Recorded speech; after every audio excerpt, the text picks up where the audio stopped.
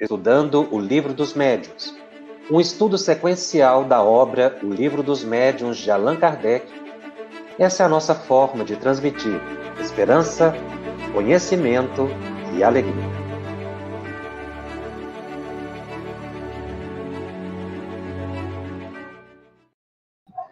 Olá, meus amigos, minhas amigas. É com muita alegria que temos mais um programa da série Estudando o Livro dos Médiuns, de Allan Kardec. Este é o programa 5º, número 5 da série, e estamos estudando o capítulo 2 da primeira parte de O Livro dos Médiuns, intitulado O Maravilhoso e o Sobrenatural. Esta é a parte final do capítulo. Nós vamos falar do item 11 até o item 17. E no item 11, Allan Kardec toca num tema extremamente delicado e fundamental para a compreensão do espiritismo e do fenômeno que tem acompanhado a humanidade desde priscas eras.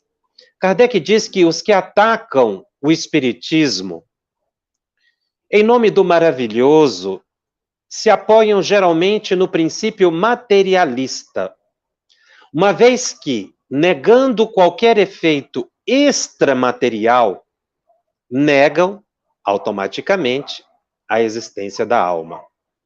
Aqui a palavra maravilhoso está no sentido de algo mágico, fantástico. Então, na verdade, quando na visão materialista se nega a possibilidade de um fenômeno provocado por espíritos, está-se, na verdade, buscando negar a existência da alma. A grande dificuldade que se tem de perceber que nós somos espíritos ocupando um corpo físico. Então, o espiritismo estuda o fenômeno não para nos tornar místicos, mas para nos levar ao encontro da realidade existencial na qual estamos inseridos. O fenômeno é a janela que se abre para a realidade espiritual. O espiritismo explica que o fenômeno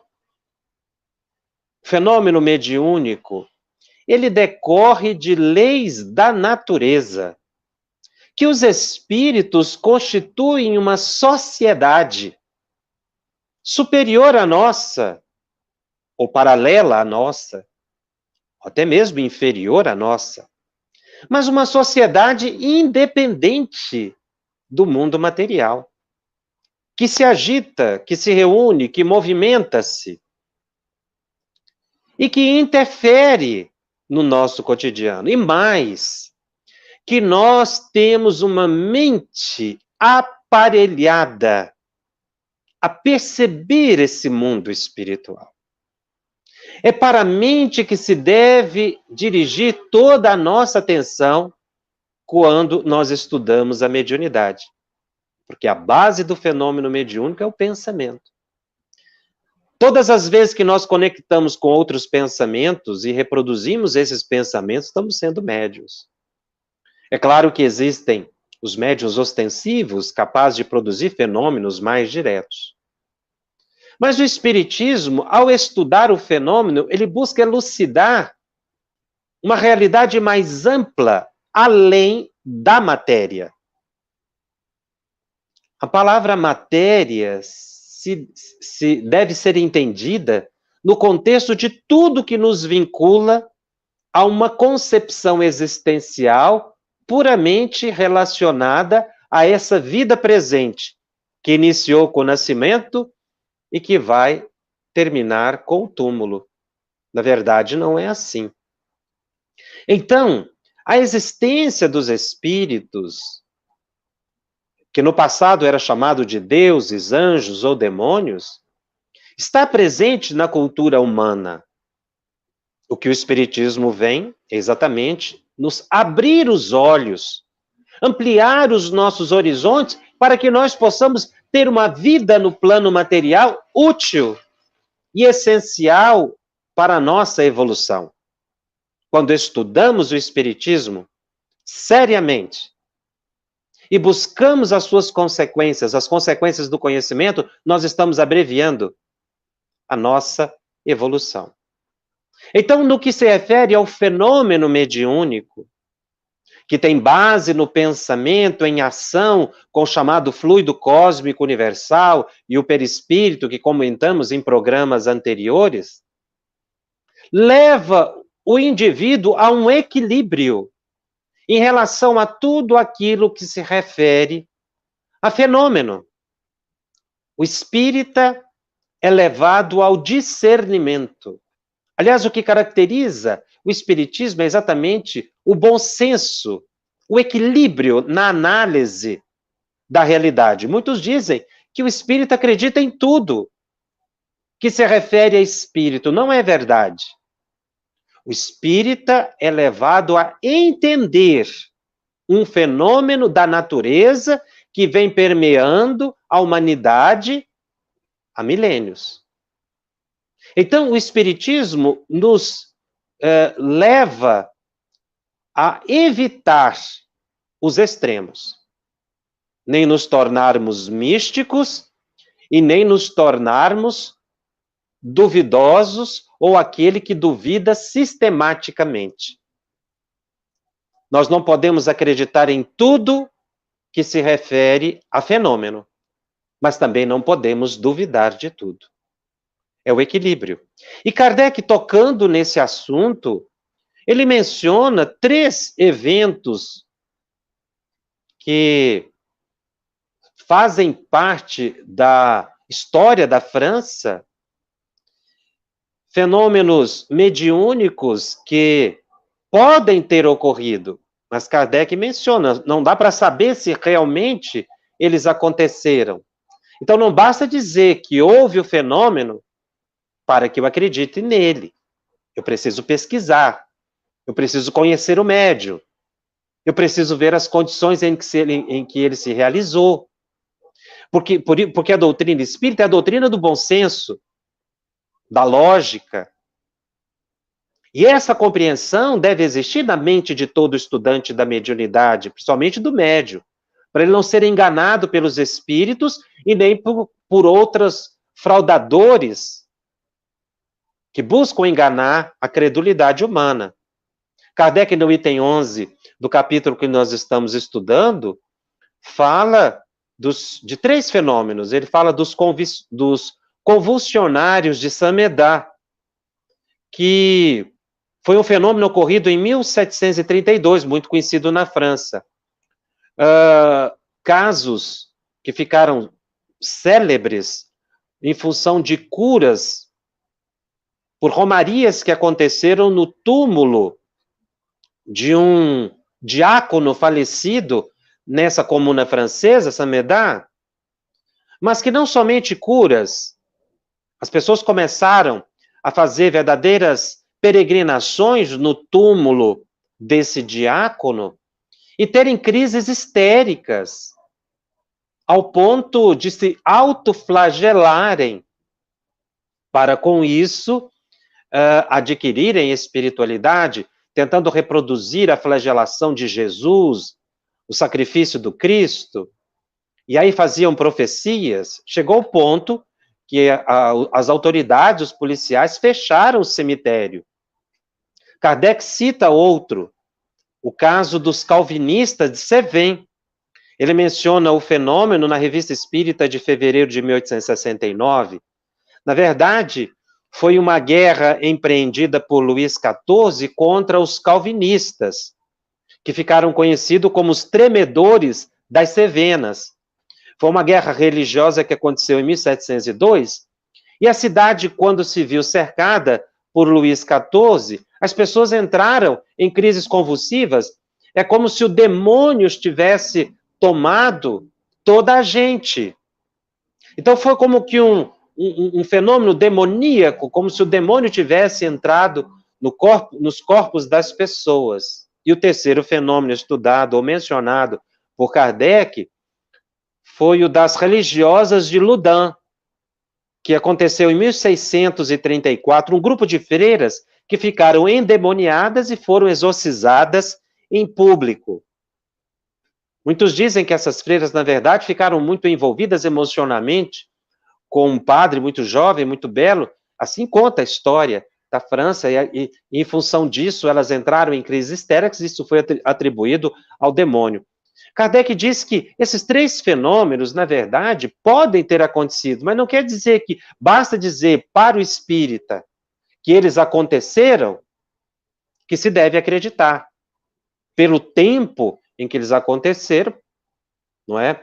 Essas crises coletivas ou curas generalizadas chegam muito mais para o lado do místico, do fantástico, do miraculoso, do que propriamente por um fenômeno mediúnico. Inclusive, há uma sessão mediúnica em que manifesta-se o diácono que estava sendo adorado lá na comuna de Samedá, e ele disse que, na verdade, não era ele que estava produzindo o fenômeno, não, que tinham outros espíritos perturbando a cabeça das pessoas e muitas estavam sendo levadas para a imaginação. Isso é interessante, está na Revista Espírita de 1859, em novembro. Kardec pesquisou o fenômeno, junto até mesmo os espíritos, e viu que os fenômenos não aconteceram. Isso para dizer que o espiritismo não nos leva à credulidade, mas ao raciocínio lógico.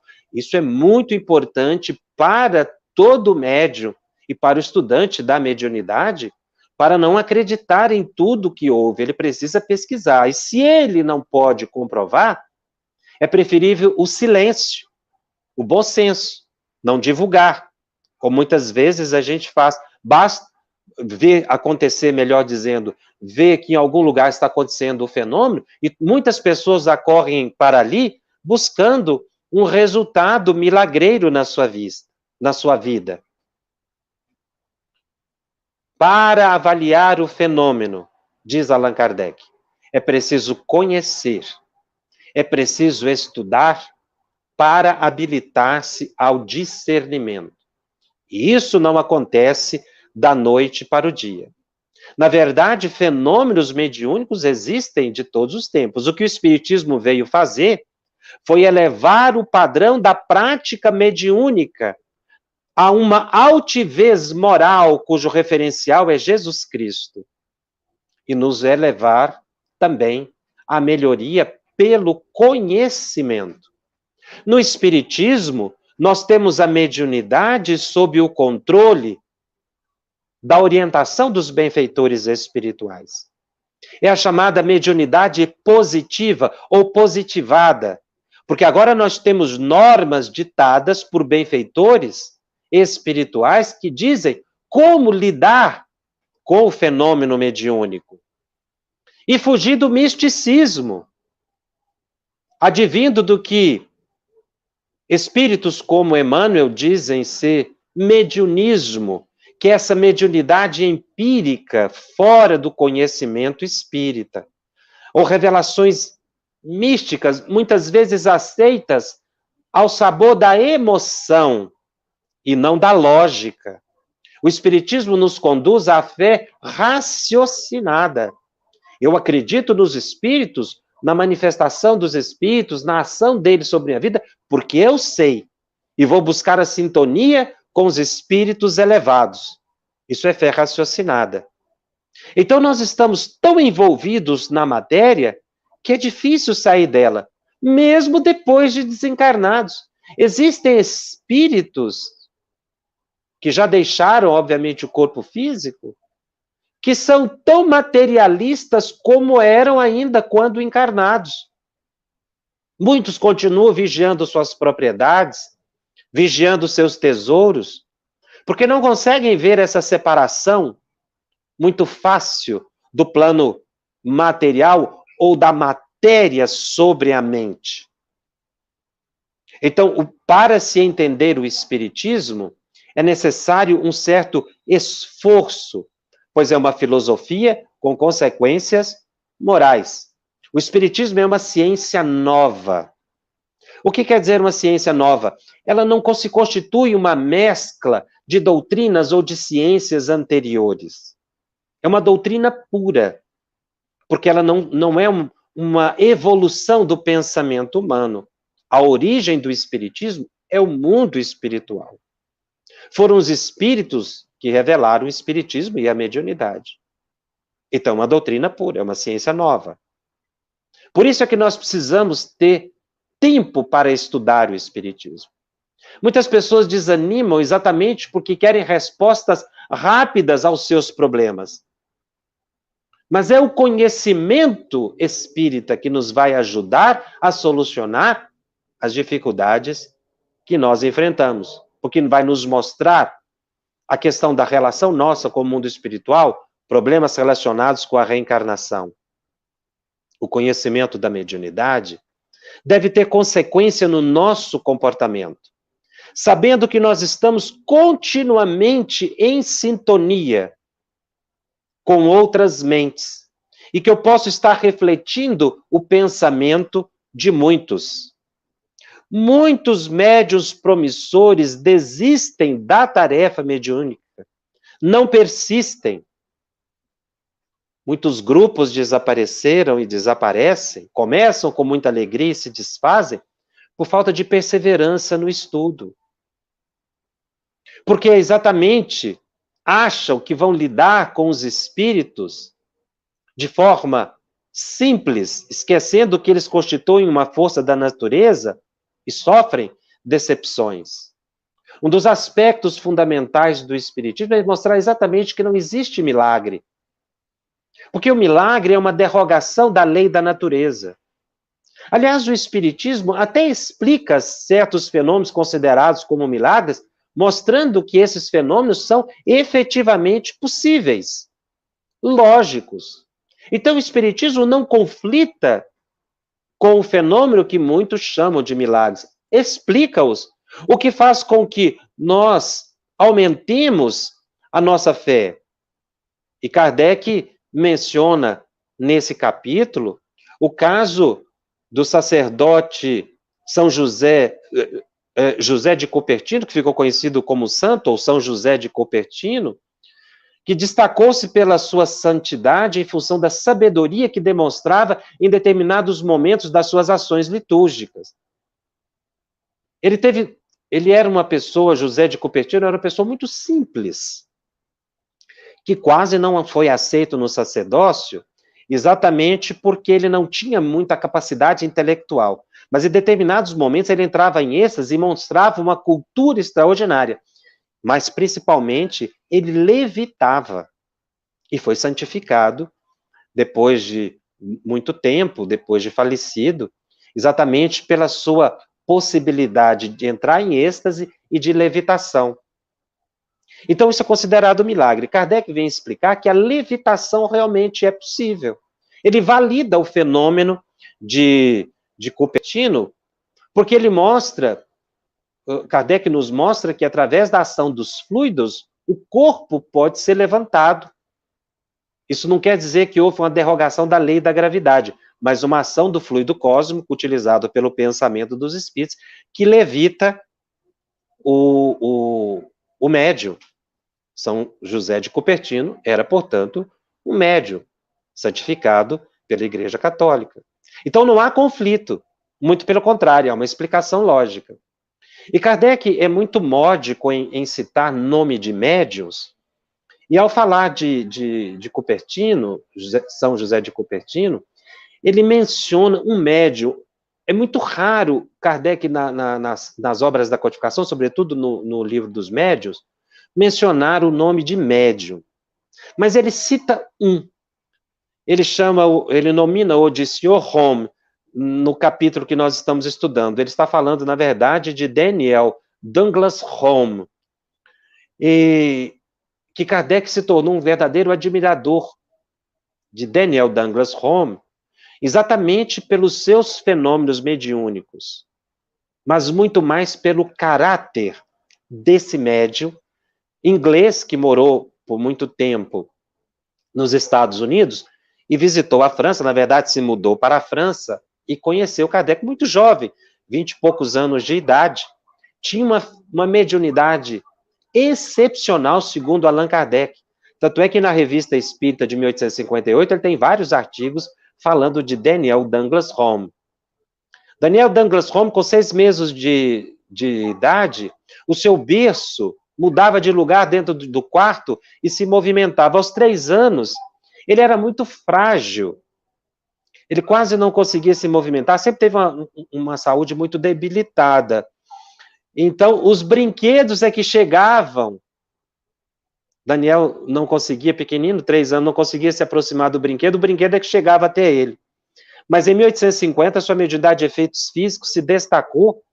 Então, os espíritos materializavam mãos, e chamou muita atenção, não materializava o corpo inteiro do espírito, apenas mãos. As mãos eram tocadas. Kardec diz que elas eram um tanto quanto mornas, pegajosas, porque elas pegavam nas mãos das pessoas. Daniel Douglas Home também levitava, subia ao alto, só que, por que Daniel Douglas Home chamou tanta atenção de Allan Kardec? Porque ele nunca se exibiu publicamente. Kardec destaca-o exatamente pela sua conduta moral perante o fenômeno. Ele nunca buscou projeção nem notoriedade. Não fazia exibições públicas. Não marcava a hora para espírito se comunicar. Nunca cobrou nada da sua mediunidade. Muitas vezes ele estava em casa e os fenômenos começavam a acontecer. E ele era muito discreto. E ele fugia de qualquer exibição às pessoas, o que era muito comum à época. Médios fazerem exibições públicas, e aí, como não conseguia, porque você não pode marcar a hora para espírito manifestar, porque os espíritos se manifestam na hora que eles querem. O que caracteriza o fenômeno é a espontaneidade. Então, muitos médios da época de Daniel Douglas Home viviam da mediunidade, enchiam os teatros, e aí, como eles eram incapazes de produzir o fenômeno real, provocavam a fraude. Viravam prestidigitadores, né? Faziam as mágicas, ou seja, iludiam as pessoas para dizer que era fenômeno mediúnico, movimentava a mesa e tal, mas tudo como espetáculo teatral. Ele menciona que Daniel Douglas Home tinha uma excessiva modéstia e sentimentos muito nobres. É interessante quando ele estuda a personalidade desse médium, porque ele fala muito para os médiuns atuais. Médium não pode marcar a hora para espírito se manifestar. E muitas vezes a gente vê isso. Às vezes até em cartazes. Palestras de fulano de tal. Ao final, teremos pintura mediúnica ou psicografia. Como é que pode marcar hora para espírito manifestar? Isso foi uma das coisas que Kardec chamou mais a atenção. Então, o espiritismo veio para espiritualizar o fenômeno mediúnico e nos trazer o bom senso daquilo que é fraude, daquilo que é fenômeno mediúnico fora do espiritismo e do que é fenômeno mediúnico no espiritismo. O fenômeno mediúnico no espiritismo é preconizado pela orientação dos espíritos superiores e não pela opinião de um ou de outro. Eu não posso fazer reunião mediúnica segundo o meu pensamento, ao bel prazer da minha vontade. E muitas práticas ancestrais chegaram à atualidade e surgem estranhamente dentro do centro espírita, nas reuniões mediúnicas espíritas, que não deveria acontecer.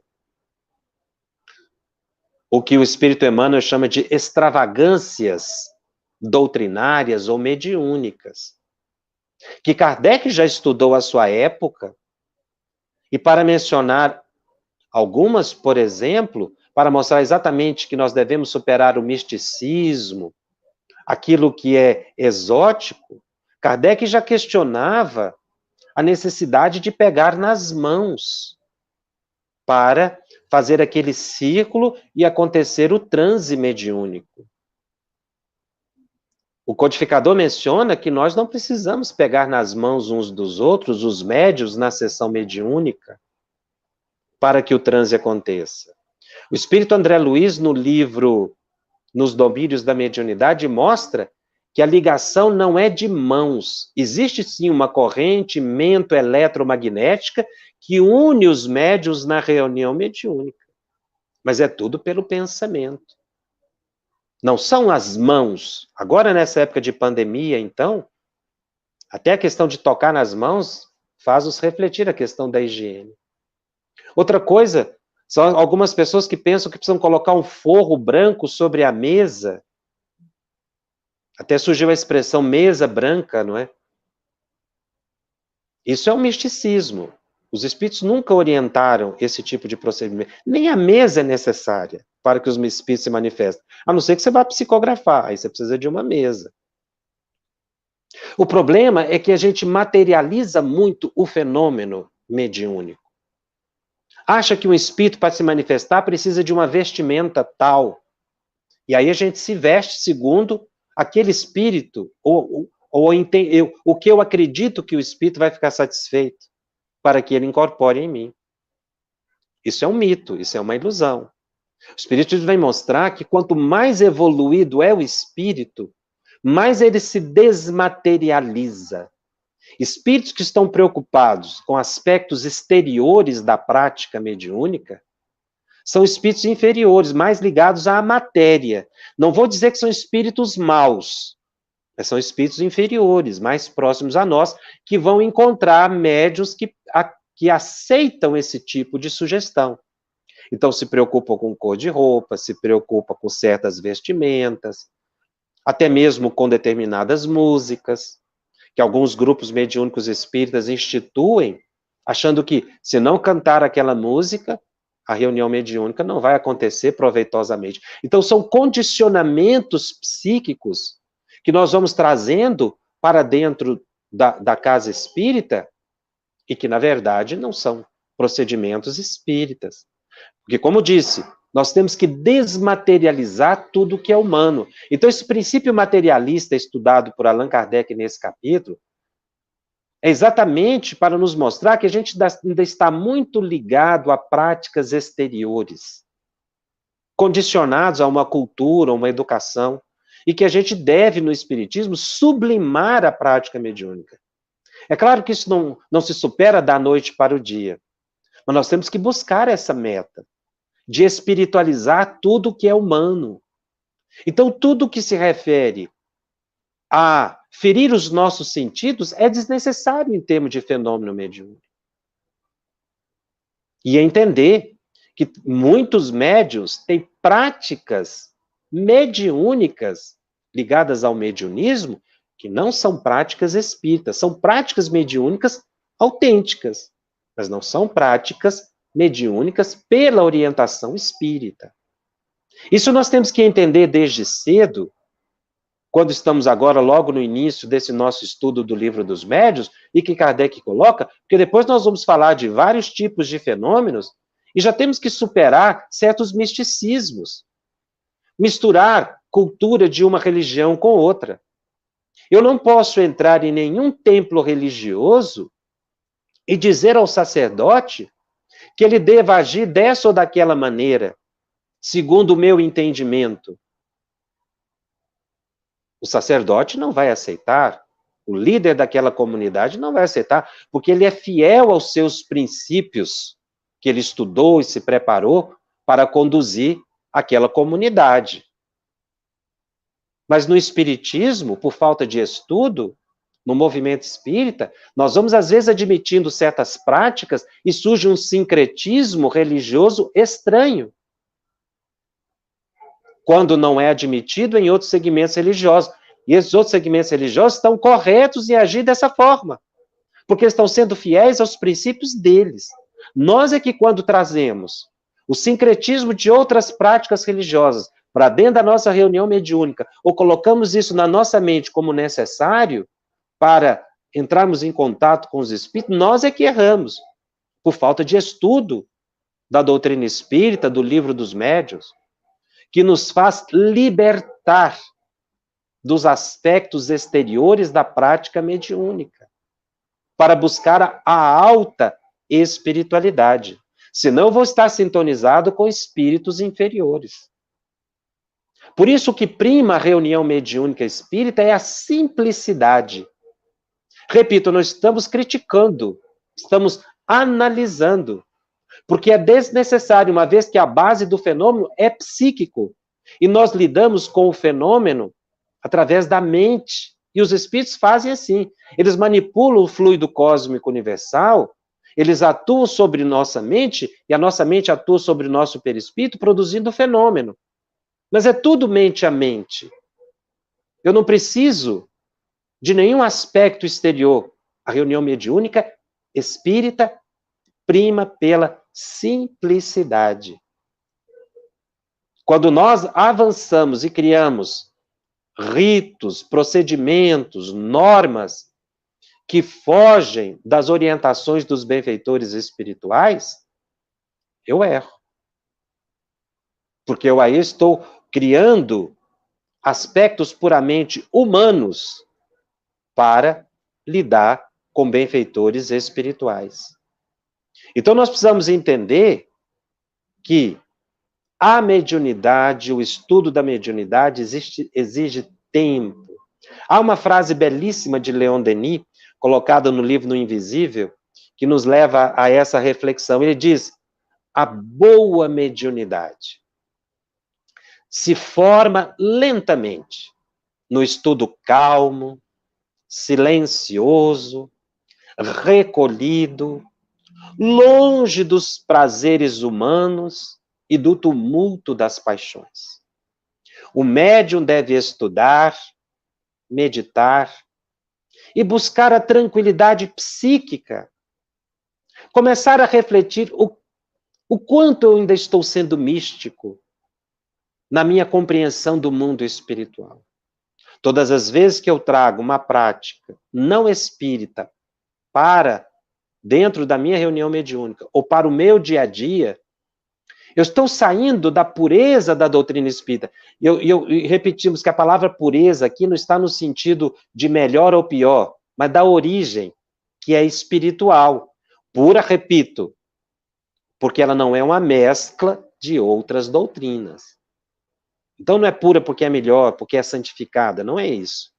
É porque é uma doutrina que vem do mundo espiritual para cá, para o plano físico.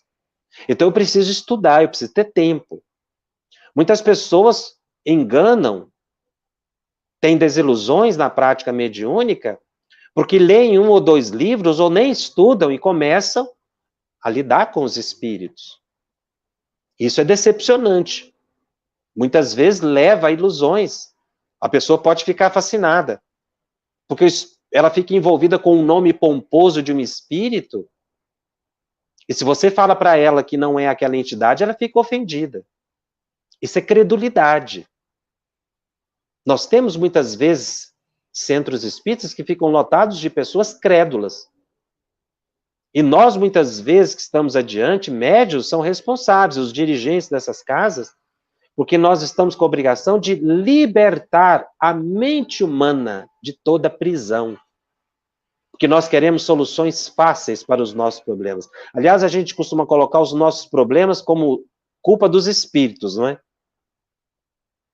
E outras vezes, e daí caímos no outro extremo. Se a culpa é do espírito, o espírito é que deve vir para resolver o meu problema. Então a gente vai no centro espírita não para estudar, mas para resolver problema. E é isso que nós devemos superar. Eu preciso mudar o meu modo de pensar, porque a base da mediunidade está no pensamento. Todo aquele que deseje deslanchar na mediunidade deve estudar o pensamento. Inclusive nessa época de pandemia que nós estamos atravessando, muitas pessoas pensam que nós não estamos, porque não estamos tendo prática mediúnica, não estamos desenvolvendo a mediunidade. Mediunidade não se desenvolve na sala mediúnica. Mediunidade se desenvolve no dia a dia. Na reunião mediúnica eu pratico mediunidade.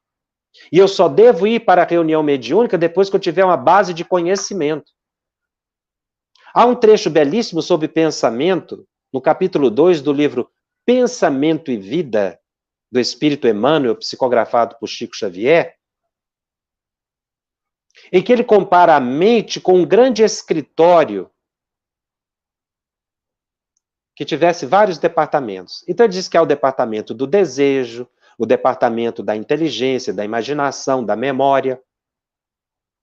Então o departamento do desejo nessa imagem simbólica de Emmanuel, cuidaria dos nossos propósitos e aspirações. O departamento da inteligência, a evolução e a nossa cultura. A imaginação cuidaria do ideal e da sensibilidade. O departamento da memória cuidaria dos arquivos das nossas experiências. Mas esses departamentos têm que trabalhar em conjunto. Um não pode crescer mais que o outro e nem desviar do objetivo de evolução. Por isso existe um gabinete que controla todos, que é o gabinete da vontade. É o gabinete da vontade que decide o movimento ou a inércia nos planos da evolução. É a sede da decisão que nos caracteriza.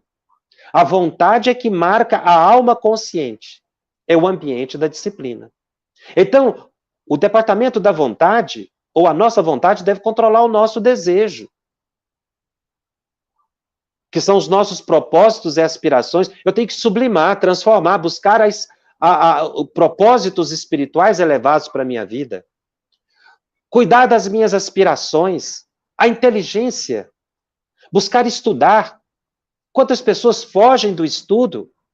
Para que estudar mediunidade se eu trabalho mediunidade há 40 anos? Mas realmente o estudo mediúnico, ele vem aprimorar da qualidade a prática mediúnica. Porque realmente exercer a mediunidade, como nós mencionamos, existe até em outras religiões, em ambientes não espíritas. E a imaginação. Que nós pensamos que imaginação é algo imaterial, mas a imaginação, ela se materializa no nosso perispírito, os nossos pensamentos se projetam em torno de nós.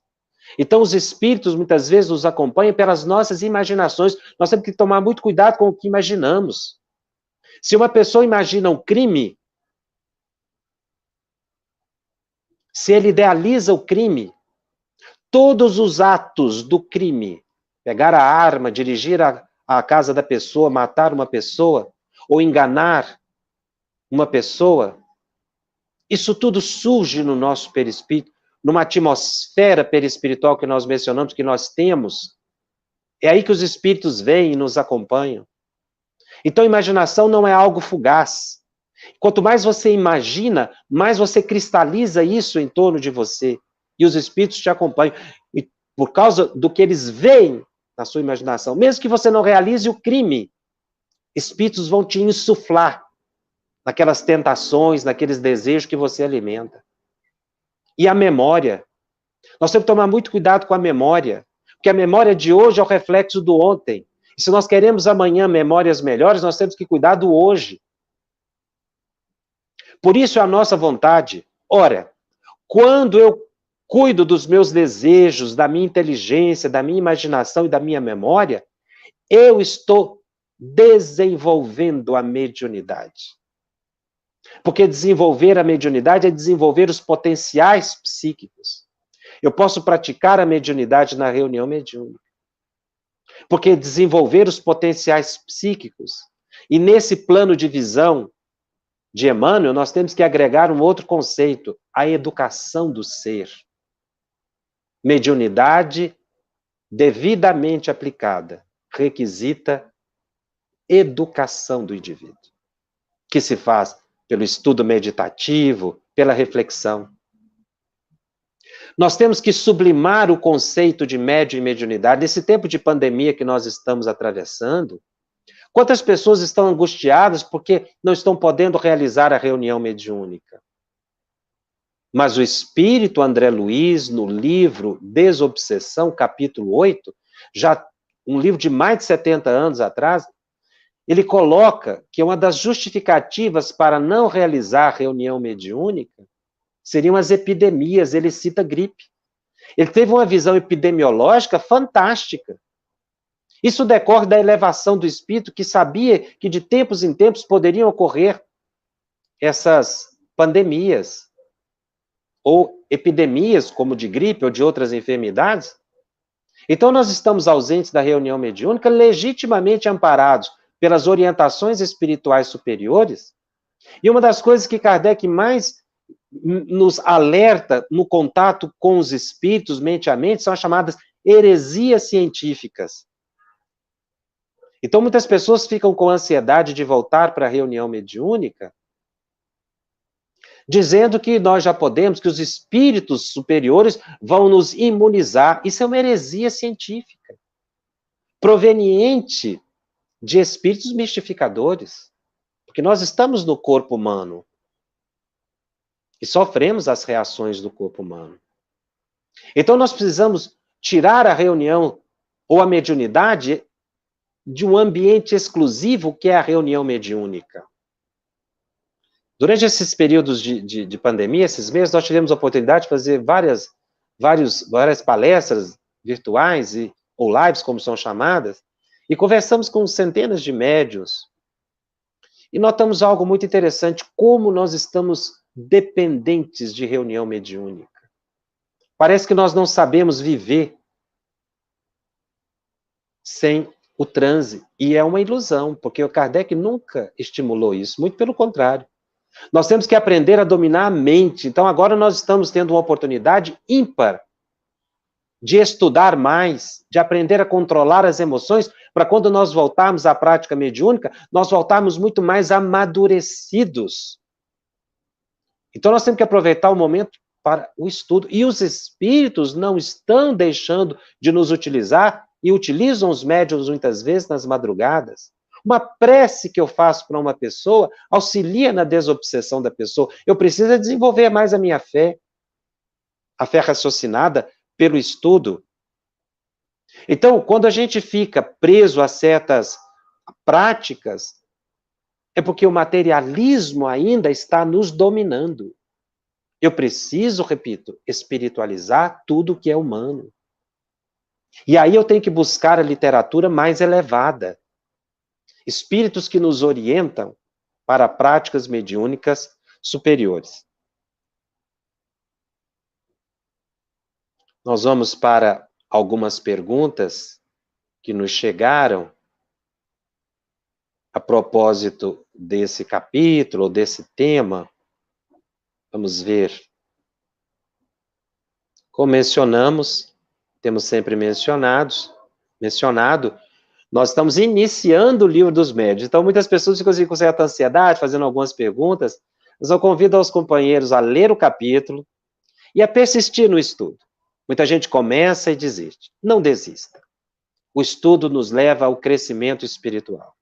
O mediunismo necessita do esclarecimento para superar a tendência à credulidade? Sim, o estudo nos tira da credulidade.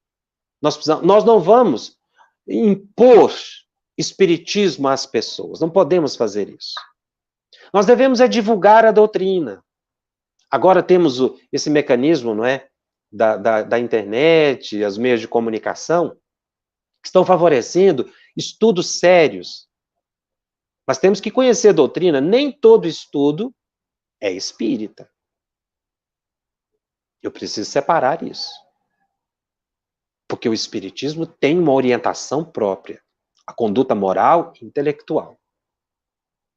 Então, realmente, o espiritismo vem nos ajudar a vencer a credulidade e sair do mediunismo para entrar para uma prática mediúnica espiritualizada, cujas normas foram dadas pelos espíritos. Kardec é muito claro em dizer que o livro dos médiuns foi ditado pelos espíritos. Então, a prática que está ali não é da cabeça de Allan Kardec. É dos espíritos. Agora, eu trabalho com os espíritos superiores se eu quiser. É a sua pergunta da Mônica Regina. A Laodicea pergunta sobre a questão dos vários tipos de cirurgias mediúnicas. Primeiro, espírito superior não corta o corpo de ninguém. Não usa aparelho. Uma vez me perguntaram uma coisa muito interessante. Por que não pode fazer acupuntura dentro do centro espírita? As pessoas confundem as coisas. Porque a acupuntura lida com energia, acho que tudo que lida com energia é espiritismo. Não. São práticas orientais, médicas. Nem tudo que é espiritualismo é espírita. Espírita é o que é orientado por Allan Kardec. Eu posso ter uma religião espiritualista porque eu acredito em Deus, nos espíritos. mas não ser espírita. Então, tem muitos médiuns que têm prática mediúnica, mas não é uma prática espírita. Porque não basta eu acreditar nos espíritos nem na comunicação. O modo de lidar com esses espíritos, que é o modo, precisa ser espírita. Então, todo tratamento espiritual que se faz para cura, ele independe do toque da pessoa e de aparelho cirúrgico. Não há necessidade. Porque os espíritos têm um poder superior. Eles atuam na mente do paciente, alteram a psique do indivíduo, e a psique do indivíduo reequilibrada, ela altera o metabolismo orgânico e a cura se faz. É assim que são procedidas as curas espirituais. O espírito, inclusive, não atua diretamente no perispírito, porque quem comanda o nosso corpo é a mente. A nossa mente é que controla o metabolismo celular. Inclusive, o chamado sistema nervoso autônomo, simpático, parasimpático, ele é comandado pela mente. Então, a nossa mente tem um plano consciente, desse de relação que nós conversamos, e há um controle psíquico que comanda todo o funcionamento orgânico sem que eu pense nele. Então, o que o espírito faz na hora da cura espiritual? Atua na mente do indivíduo. Ele reequilibra o modo, a saúde psíquica. E a saúde psíquica restabelecida, juntamente aí com fluidos que eles conduzem ou induzem ao perispírito do indivíduo, eles fazem com que esses fluidos saudáveis, salutares e a mente renovada altere o metabolismo celular e a cura se faz, dispensando qualquer tipo de cirurgia mediúnica. A Miriam pergunta, uma dúvida, os médios que marcam dia e hora para eventos de psicografia estariam errados? Sim. Porque, na verdade, o fenômeno tem que ser espontâneo. Eu posso ter uma reunião mediúnica, marcada toda semana. Os espíritos sérios sabem que nós estaremos lá.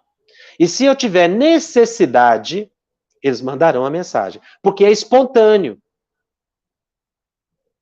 Eu não posso sair do meu centro espírita, viajar para outro lugar e achar que ali o espírito vai manifestar. E se ele não manifestar? E o auditório estiver cheio?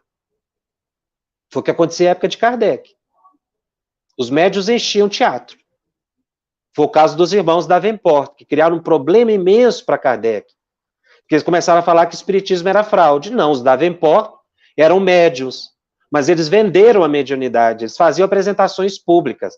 Por isso que Kardec elogiava muito Daniel Douglas Home, porque ele nunca fez isso. Mas os Davenport foram desmascarados, porque eles criaram uma caixa, eles entravam lá dentro, ficavam amarrados, cheios de instrumentos musicais. De repente, os instrumentos começavam a tocar sozinhos. Eles foram amarrados. Até que alguém descobriu que tinha uma portinhola atrás, que quando eles eram amarrados e fechava a porta para o público da caixa, uma pessoa entrava e começava a soprar os instrumentos. Ah, isso é fraude. Então, o espiritismo não endossa isso. Isso não é espiritismo. Então, o espiritismo nos ensina, eu tenho que ter uma visão que, se eu não posso confirmar que aquele fenômeno é autêntico, eu também não devo criticar o médium. Eu tenho que observar. Eu também não posso ficar aquele que duvida sistemático. Não, tudo que não acontecer dessa forma não é mediúnico. Não, tem médium autêntico. Então, eu não posso ficar também criticando tudo. Mas uma prática, o modo de fazer espírita é diferente. Não é? Então, há um risco. Porque o que acontecia com os médiuns dessa época, contemporâneos de Kardec, até depois, era isso. Aí, enchia o teatro, recebia o dinheiro, eles viviam disso, viajando de lugar para lugar, eles eram itinerantes, né? E ganhavam dinheiro. Como é que devolvia o dinheiro? Então, eles criavam as fraudes. E muitos começaram a atribuir essas fraudes ao espiritismo. O espiritismo nunca endossou fraude. Existe a fraude. Como existem pessoas honestas em toda a religião, existem pessoas desonestas. Eu tenho que ter bom senso. Porque estudando eu vou ver, não, esse fenômeno é autêntico. Esse fenômeno não é autêntico. Esse fenômeno é autêntico, mas ele não foi produzido pelo modo espírita. Esse fenômeno, ele é autêntico e segue o padrão espírita. A Lúcia nos pergunta, como trabalhar a fé interior a ponto de adquirirmos a certeza que o universo está trabalhando em nosso favor e nos conduzirá em nossos objetivos? A fé é um capítulo excepcional nos nossos estudos. Nós podemos dizer, fazendo assim uma apreciação da obra de Kardec, que existem 4 tipos de fé. Existe a fé básica. Já é fé, é importante. Mas é uma fé infantil, que nós poderíamos dizer a fé crente.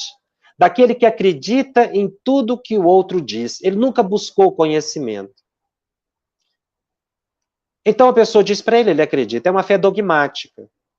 Esse tipo de fé é muito delicado, porque o dia que aquela pessoa que ela confia cair, ela cai junto. Ela deixa de acreditar no espiritismo, ela duvida, porque ela acreditava no médium, ela acreditava no dirigente, no preletor. Então, o dia que aquela pessoa falha, existe um segundo tipo de fé, a fé emocional. A fé emocional é interessante, daquelas pessoas que acreditam em Deus quando tudo vai bem. Então, quando a minha vida está maravilhosa, mas esse Deus meu é maravilhoso. Ah, como Deus é bom.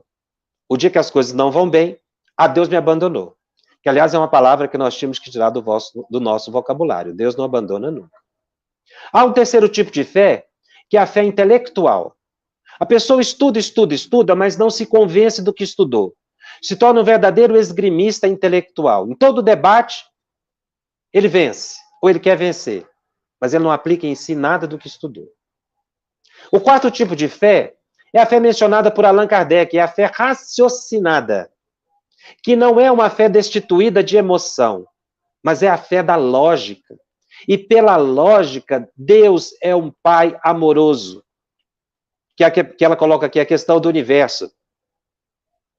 Nós devemos tirar do nosso vocabulário, repito, Deus me abandonou. Deus não me abandonou nunca. O pai nunca abandona o filho.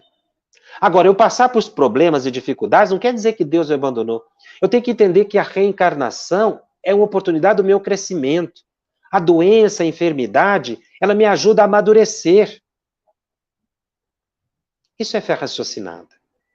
A fé raciocinada se adquire com o tempo, com a meditação, que foi o que Kardec nos mencionou.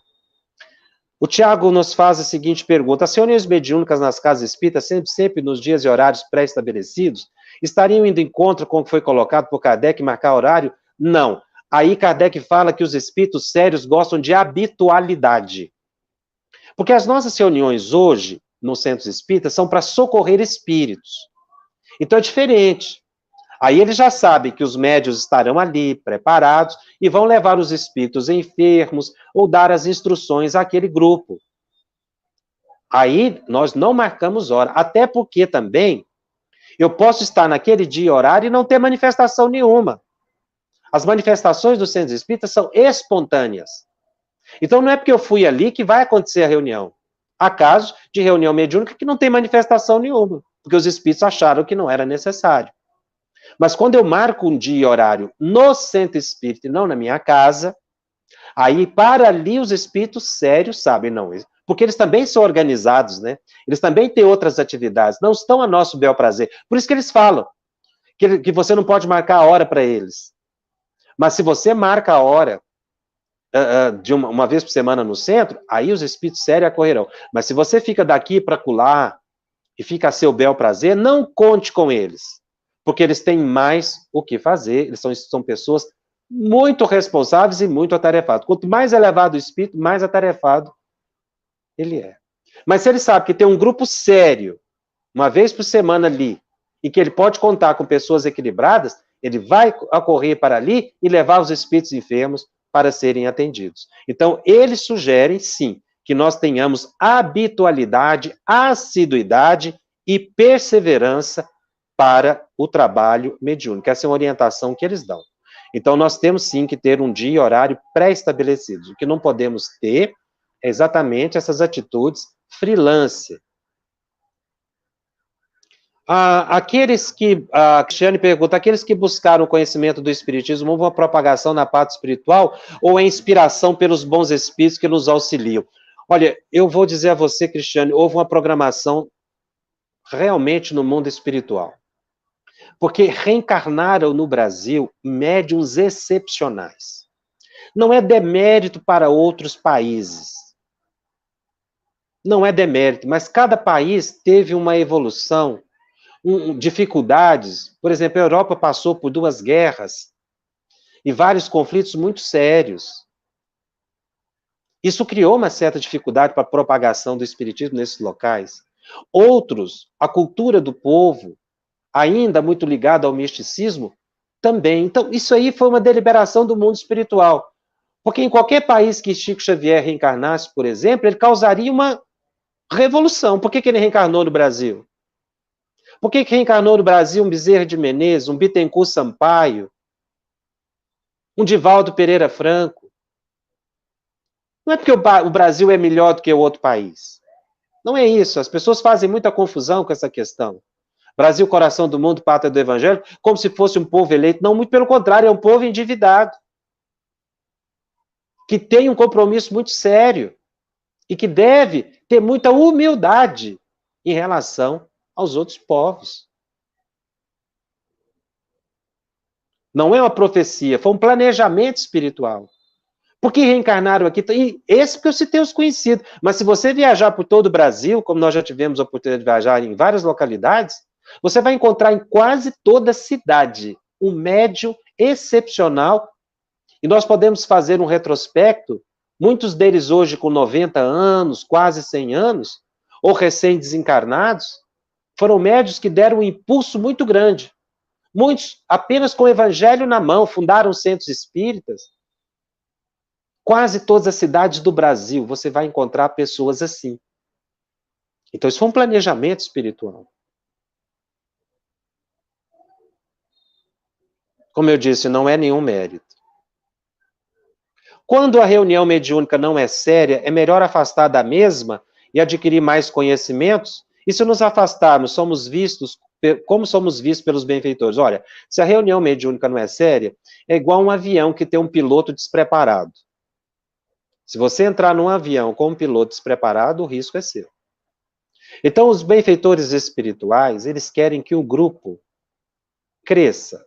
Se a reunião não é séria, busque, antes de afastar, ajudar o grupo, levar bons livros, estimular ao estudo. Eu já conheci muitos grupos que suspenderam por um tempo a prática mediúnica e foram estudar, sobretudo, o livro dos médiuns, para poderem adquirir esses conhecimentos, sair do misticismo, achar que é sobrenatural, achar que é miraculoso. Esse capítulo, que muitas vezes as pessoas pulam do livro dos médiuns, o maravilhoso e o sobrenatural, é um capítulo importantíssimo.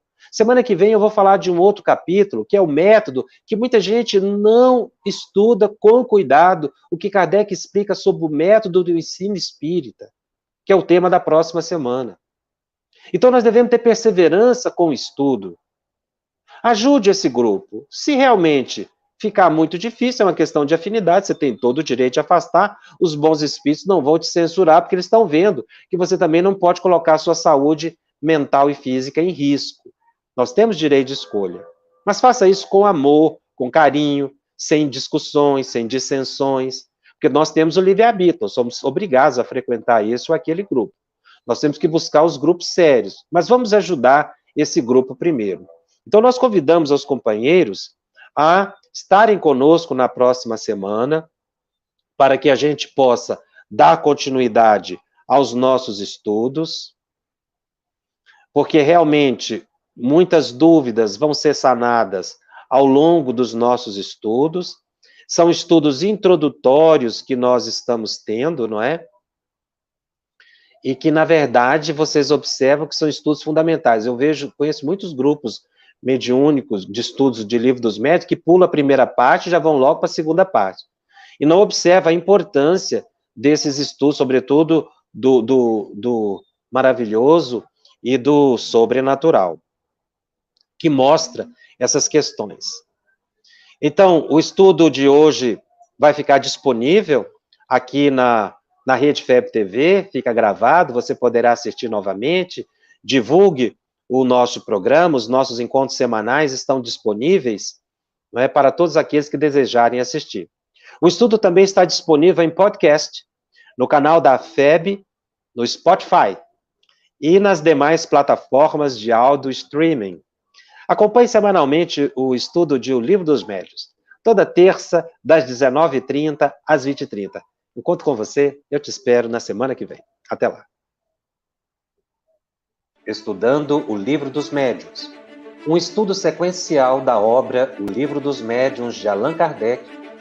Essa é a nossa forma de transmitir esperança, conhecimento e alegria.